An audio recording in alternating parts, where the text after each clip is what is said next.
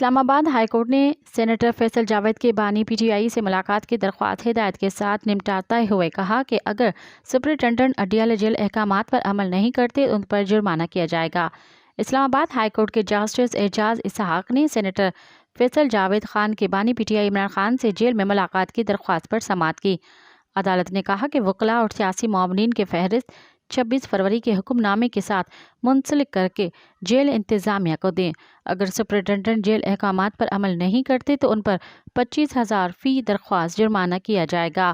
بعد ازاں عدالت نے فیصل جاوید کی درخواست ہدایت کے ساتھ نمٹا دی۔